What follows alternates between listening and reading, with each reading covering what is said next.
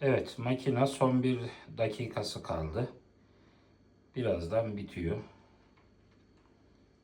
Şimdi birazdan end yazacak. Yani bitiş.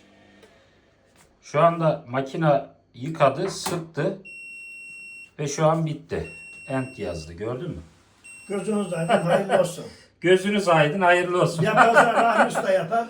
Gerisi kendine Gerisi yapar. kendine yapar. Hayırlı uğurlu olsun. Allah razı olsun. Her zaman da bundan sonra ustamız Rahmi Usta. Bize herkese tavsiye edersiniz. Ederiz inşallah. Hoşça kalın, mutlu kalın.